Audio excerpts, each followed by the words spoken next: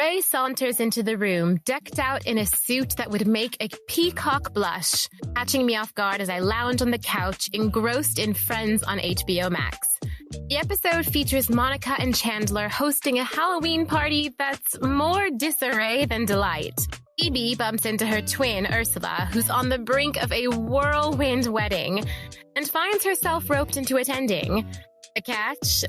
Phoebe has a crush on Ursula's fiancé, Eric, a man whose knowledge of Ursula is built on a teetering tower of lies. As I glance up and spot Ray in his flamboyant getup, I erupt in laughter. Why are you laughing? Do I look like Ross in this Spudnik costume? I hit pause on the TV remote. No, you look stunning. Yeah, I'm not buying it. It's just that, I didn't know we were hosting Project Runway here. Ray does an overly dramatic bow for me. Why, thank you, darling. I'm the dashing hero of rom-com marathons. Just remember, you're still not as hot as Joey in his how you doing phase. So, is your game face ready? Oh, I must have misplaced it in my tuxedo. But don't fret. I've got my melt-your-heart smile in place. I can't help but roll my eyes at his theatrics, even as Ray grins like a Cheshire cat. Seriously, Ray? Are you ready, or are you going to wing it like one of your drunken karaoke performances? With a dramatic eye roll, Ray picks up his watch from the dining table and straps it on, clearly annoyed by something. Ray, I need your attention. Are you geared up to amaze your women tonight? Excuse me? I'm always amazing. It's just that women often mistake my charm for the effects of happy hour. My eyes embark on yet another uphill roll. Oh, you're amazing, all right. Amazing at turning dates into disaster stories. I am amazing. I don't need a gear for this date. I'm basically Sade. I'm a smooth operator. I can't help but smirk at his humor. Right, I can see that. I guess that's why your relationship status has a constant single and ready to mingle ring to it. Hey, being single is a choice. Just no one else has chosen to join me in this blissful solitude. I want to make sure we're on the same page. Let me quickly go through the topics you're going to bring up. Ray winks at me. Oh, they're all right here, in my guide to irresistible banter. Guide to irresistible banter? What, is that like the Tinder for dialogues? I walk over to Ray, I untie his knot and refix his tie. Just remember, I've spent more time preparing you for this date than NASA spent landing on Mars. Ray grins. Well, it did take a fashion guru, a therapist, and a crash course in being human to get me ready. I know. And who do you think suggested the ideas of you hiring those people? You're looking at the person. Hi, it's me. Look, I appreciate your work. I mean, the lengths I've gone to. Not only vetting every woman you've shown interest in, but even going on dates with them for quality assurance. Whoa, Jess. You're like the secret love child of Miss Marple and Cupid. Ray squirms away as I reach out to fix his hair. Now I can't help but picture you in a romantic situation with all of them. You're disgusting. But I was tempted, too. Really? Why not? The women I chose for you were smoking hot. If I swung that way, they'd be in trouble. Big, massive trouble. This conversation is taking a weird turn. Sorry. Okay, let's just focus. Point is, a lot of blood, sweat, and potential love triangles went into this. Can you promise me it won't go down like the Titanic? Absolutely. Consider me your well-dressed iceberg dodger. I'll make you proud. I hope you're serious, because it's no laughing matter. Of course, Jess. You can stand down from the panic station. Ray takes a seat to put on his shoes. Remember, there's a stash of condoms in the bathroom. They're not for balloon animals. Ray looks amused. Wow, Jess. You're really trying to make sure I'm the gift that keeps on giving, aren't you? I'm dead serious. Use them. I'm not planning to play hide the zucchini on the first date, Jess. Why not? Because I don't want my dating life to turn into a Netflix documentary about cancel culture. Oh, please. You're not that irresistible. I chuckle as Ray rises to his feet. Do you want me to find your dream woman or not? Sex is one of the conditions. Yes, I want you to find me my dream woman. Why else would I tolerate this queer eye for the straight guy makeover? Well, brace yourself, because these women might expect a bit more physical intimacy. Are you ready for it? Great. A lineup of women who want to objectify me for my dad bod. My dreams are coming true. Hear me out, please. Jess, I won't be playing 50 Shades of Grey with any of these women on the first date. End of story. All right, calm down, Casanova. You're sounding a bit monkish there. Ray checks his reflection in the mirror, a hint of insecurity creeping in. So, do I pass the do not embarrass yourself test? You look like a reality TV star who's trying to make a serious career comeback. I grab his shoulders, giving them a reassuring squeeze. You look great. Not supermodel on a runway great, but, let's face it, who is? You have a strange way of being supportive, you know that? Call me tomorrow if you need a ride of shame. I don't need a ride, and I'm not going to need any of those condoms. Why do you have to be such a party pooper? It's so irritating. All right, it's showtime. Ray strides towards the door. I trail behind. As he reaches for the handle, he catches my smile in the corner of his eye. His face tenses like he just bit into a sour grape.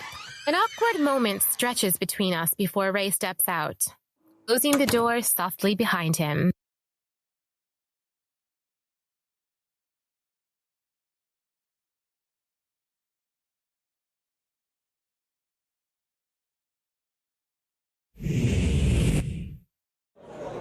Ray and Rachel, my chakra-aligning, downward-dogging yoga instructor, are engaged in what seems to be a dream date.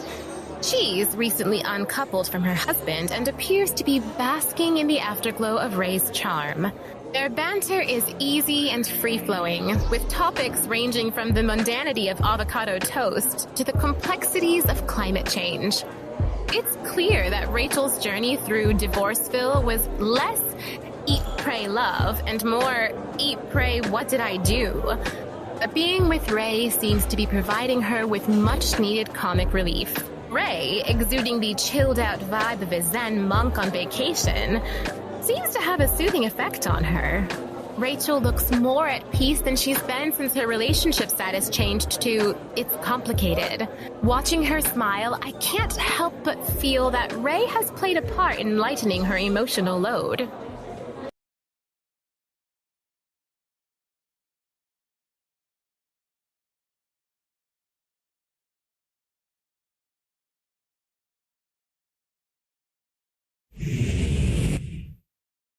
I'm in a deep slumber on the couch, snoring along to the canned laughter of a Cheers rerun when Ray swings the front door open.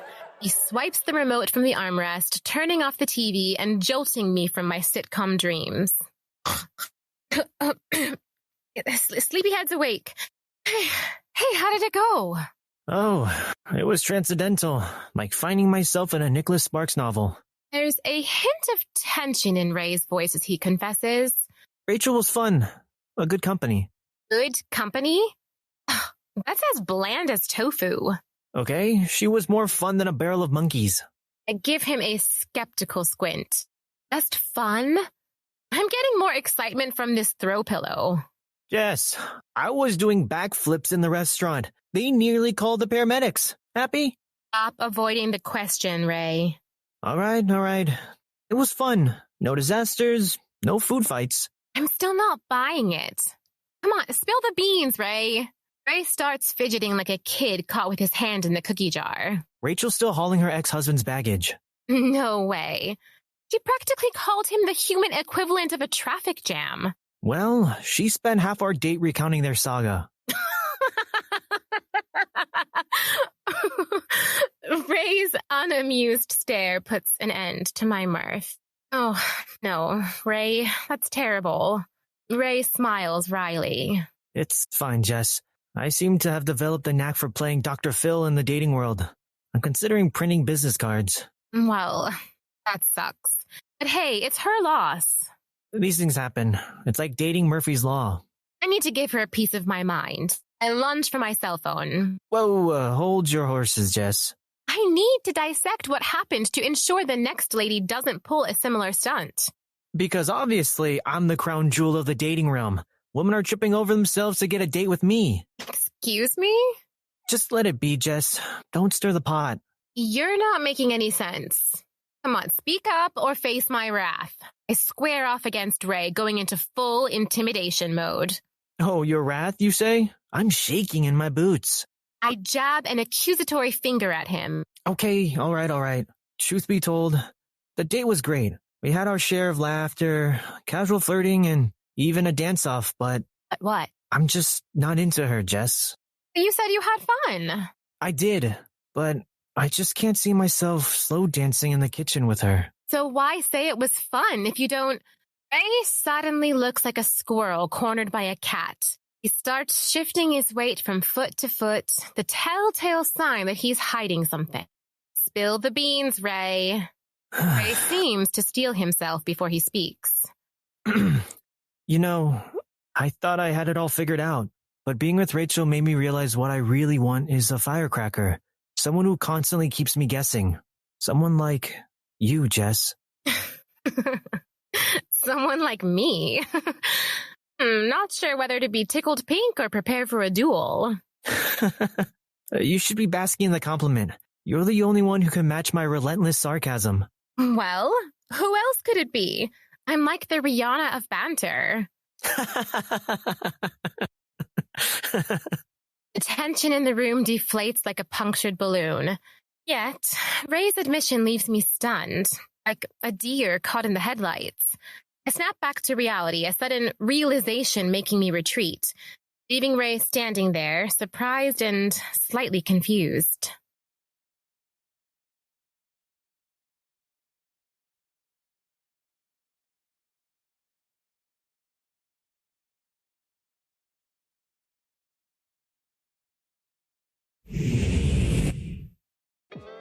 I walk in. Ray has his tie off. He's staring at the ceiling.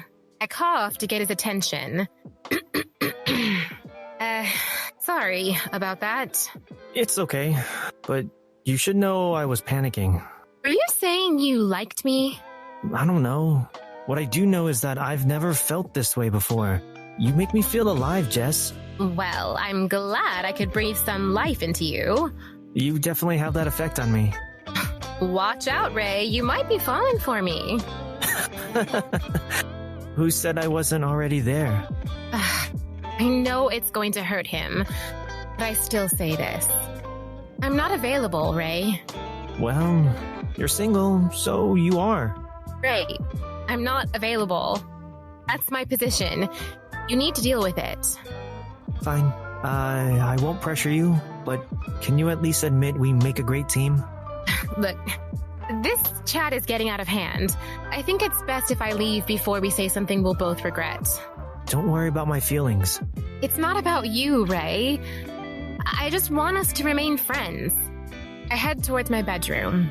Jess, we need to talk about this. As I open the door to my bedroom and step inside, I feel a mix of emotions. My emotions are a mix of frustration and sadness. I just need to be alone with my thoughts. I shut the door behind me, taking a deep breath to calm my racing mind.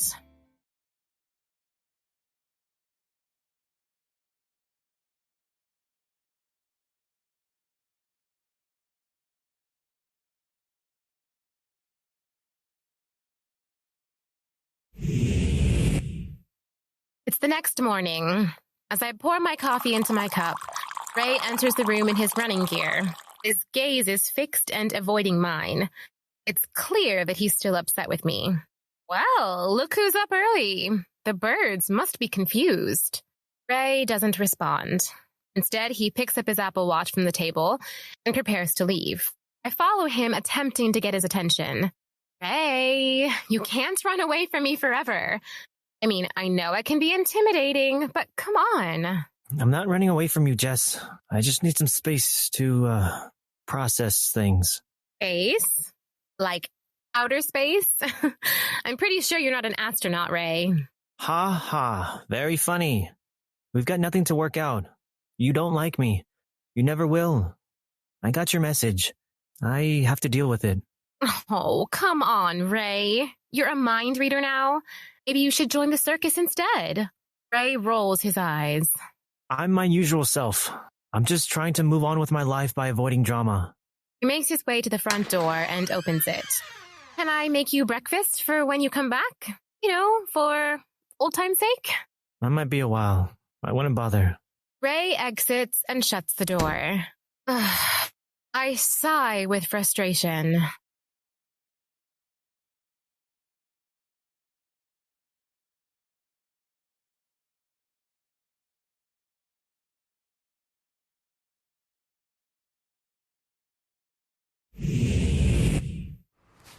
As Ray runs on the beautiful Embarcadero waterfront street, he can't help but feel tense and preoccupied with thoughts of my rejection.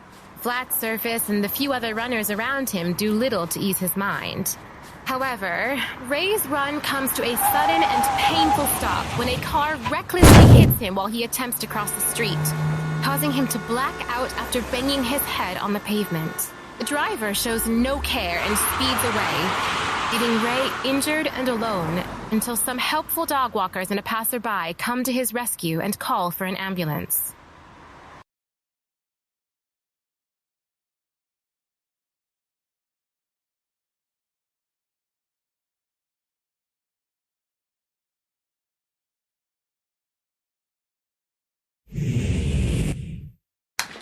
It's 2 days later. Ray walks in. I'm sitting on the couch watching Doctor Who. I see Ray and stand up.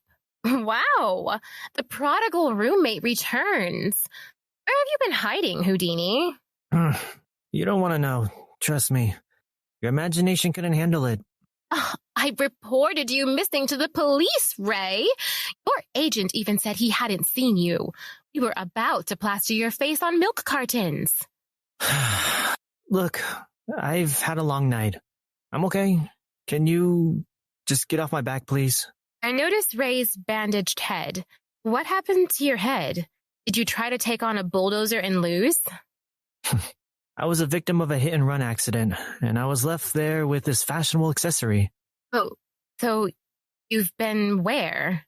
Take a wild guess. Hint, it's where they keep all the sick people. I roll my eyes. And you didn't think to call me? I thought about it, but then decided it wasn't a good idea. Look, this has gone too far, Ray. We need to talk about this. Ray moves towards the kitchen, and I follow him. Oh, joy, I can't wait. Can you look at me, please? We have nothing to discuss. You're shutting me out because you have unanswered questions. Nope. Ray takes out a cup from the cupboard. He fills the kettle with water and puts it back on its stand. It starts boiling. Your first unanswered question is, why am I not single? You don't like me. I get it. It's not that. I have a boyfriend, and he lives next door.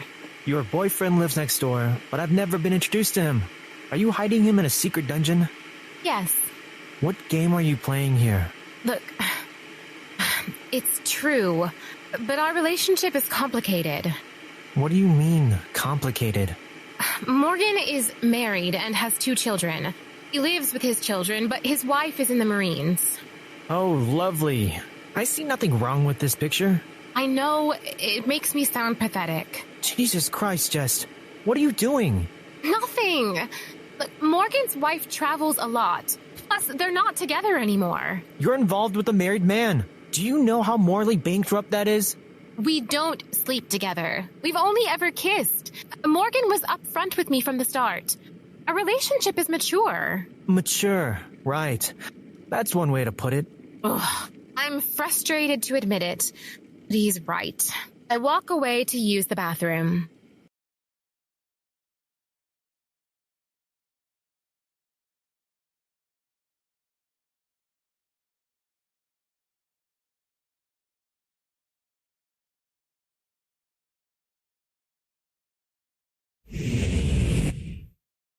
I walk back in. Your zipper is staging a jailbreak.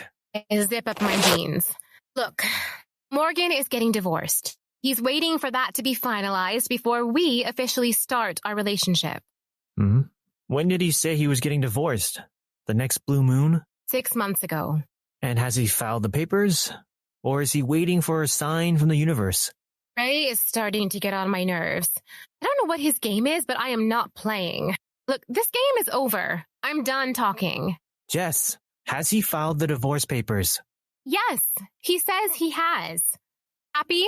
Have you talked to him to find out the latest news on that? I walk away from Ray, but he follows me. It's a simple question, Jess. Like solving a first-grade math problem. Stop walking and face him. No. Why? I trust him. Can I take a peek at this undercover Mr. Darcy? Why? I want to see something. Ray's face twists in frustration as I show him a picture of Morgan. Ray's heart sinks when he sees the picture. What's wrong? Your expression just dropped. It's like you've seen Mike Myers chasing you down the road with a knife. Jess, I've seen this man 3 times this week.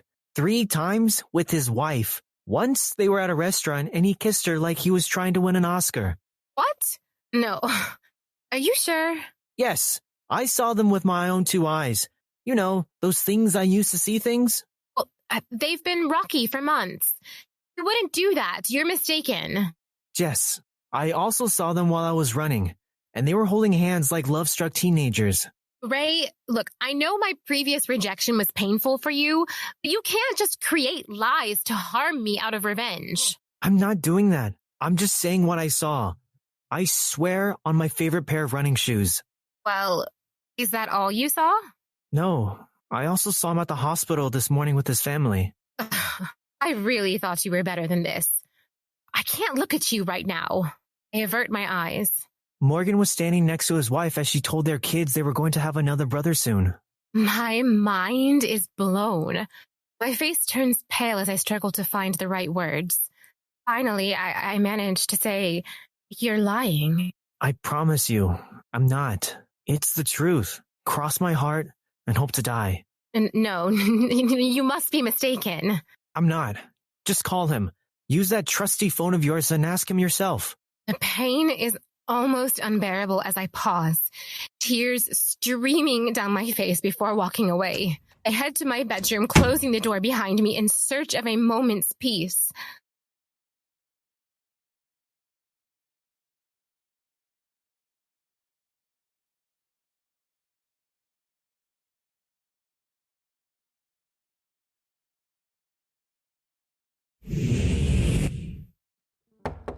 I hear a knock on my bedroom door, and as I sit up, staring at the walls, Ray enters with takeout food in hand.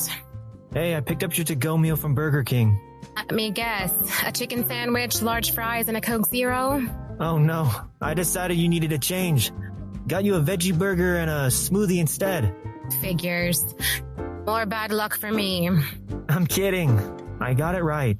Ray places the Burger King bag on my bedside table, and I immediately reach for it. I eagerly pull out the chicken sandwich and take a bite of it. Did you call him? I nod while I eat. Did he confess? I shake my head. He lied to me.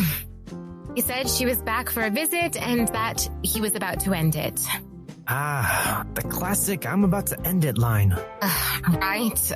It's like he's using the cheater's guide to excuses. Well, at least he's consistent. Consistently disappointing, you mean? Maybe he's just got a gift for keeping you on your toes. Yeah, I'm not gullible, Ray. He's lied to me before. He was trying to do it again. I wasn't about to let him trick me again. It's okay to feel angry, hurt, and betrayed. They're normal reactions. I shrug. You know, despite everything, I'm actually feeling optimistic. You are? What's made you feel upbeat? Well, I'm a good person.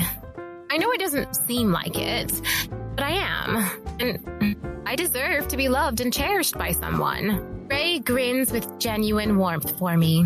That's true. You deserve the whole galaxy. Yeah, I deserve a man who treats me with respect and dignity. You go, girl. Oh, I roll my eyes. Look, I just want a man who wants a relationship with me based on trust and loyalty, and maybe a shared love for cheesy 90s sitcoms. And Morgan was never going to be that man. I'm just glad my eyes were open before I put all my chips into play. I'm glad I could help. Ray, a good friend, is someone who's always there for you, no matter what. That's true. Why are you saying that? Ray, you did more than that. You went the extra mile for me. You're a great friend. I'm lucky to have you. Ray's expression softens into a thoughtful smile as he absorbs what I've said to him. Thank you. I agree. You are lucky to have me in your life. Count your blessings. Ugh, okay, I regret my words now. Sorry, it's too late. It's already out there. The universe won't recall it. The sound of my laughter fills the room. I finally feel like myself again. And it's all thanks to Ray. I love you, friend. And I'm grateful to have you in my life, too. Now, let's make a pact. No more Morgans. Deal? Deal. Can we still watch cheesy 90s sitcoms together? Ray smiles. Absolutely. That's non-negotiable. Getting up from the bed, I hug Ray for a moment, feeling better for it. Question. Is it going to be awkward for us now that I've told you that I like you? Oh, you bet your ass it will. You're going to tease me to death too, aren't you? I'm sure you already know the answer to that, but yes, I very much am. Great. Another question. What is Cheers? Oh my god. You don't know what Cheers is? It's like the greatest sitcom ever. Oh? Then why haven't I seen it? Because you've been living under a rock, obviously. But that ends today. Come on, we're watching it right now. Is it like Friends? Is it like Friends?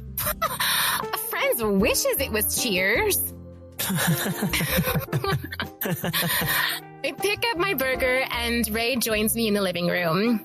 At this sweet moment, we sound out.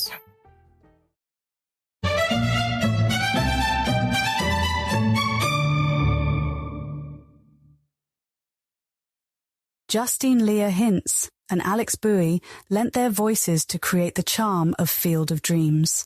The creative force behind the writing, production, and direction of the show is Joao and Sita. If this series captivated you, don't hesitate to subscribe and favor us with a 5-star rating on Apple Podcasts and Spotify. For further interactions, join us on Facebook under That Love Podcast and on Instagram and Twitter @thatlovepod. We're grateful for your support. Enjoy the rest of your day.